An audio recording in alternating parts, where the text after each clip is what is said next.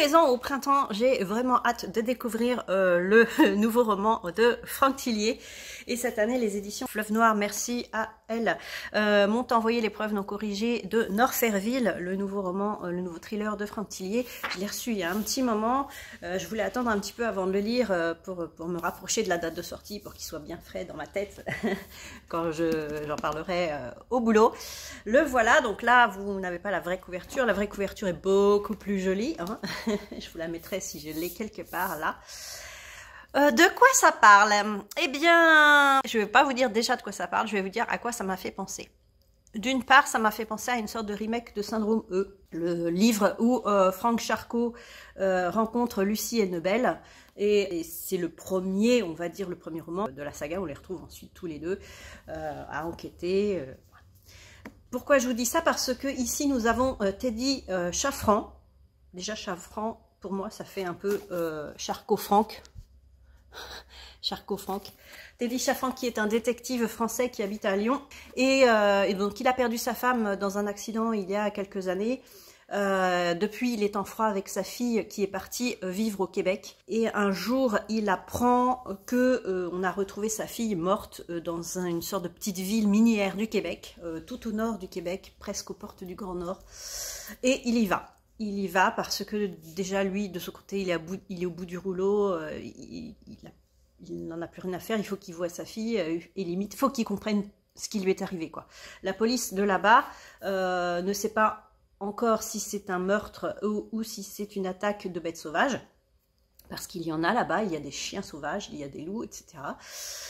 Et est mise sur l'affaire une flic qui habitait avant à Norferville quand elle était jeune. Elle est partie 20 ans plus tôt, et là donc c'est la première fois qu'elle y retourne. Cette petite ville, pour elle, c'est pas bon, quoi, parce que 20 ans plus tôt, elle s'est faite agresser sexuellement par une bande d'hommes avec sa meilleure amie.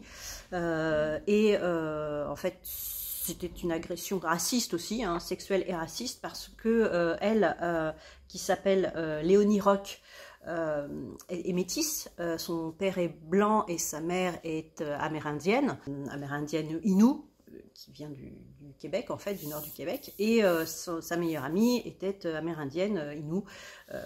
Voilà, donc elle a du mal à revenir sur les lieux de ce crime d'il y a 20 ans déjà, mais il faut qu'elle enquête.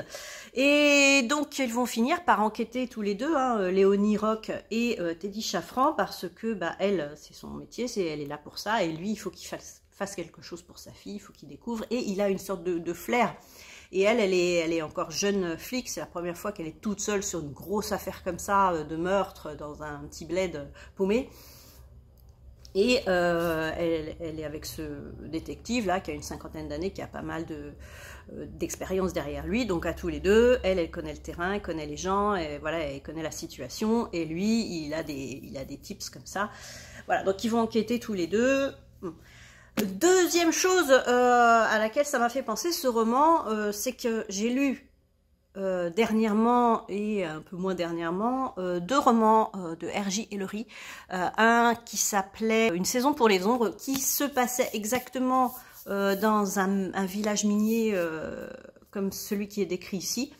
Et pareil, il y avait des femmes qui étaient retrouvées mortes, on ne savait pas si elles étaient attaquées par des loups, etc.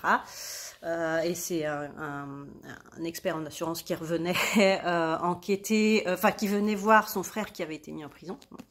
Et dernièrement, il y a vraiment pas très longtemps, j'ai lu Au nord de la frontière, où un shérif qui apprend que son frère est mort vient enquêter pour savoir ce qui est arrivé à son frère, et en même temps il y a des jeunes femmes qui sont retrouvées mortes aussi, bref. Ce livre-là m'a vraiment fait penser aux deux livres de R.J. Ellery que j'avais lus. Donc c'est un peu comme si j'avais pas lu un roman de Franck Thillier, d'une part parce que bon, quand c'est des one-shots, chez Franck Thillier, il y a souvent un mind blow, c'est souvent un thriller psychologique, voire fantastique, très scientifique, etc., qu'on retrouve pas trop ici.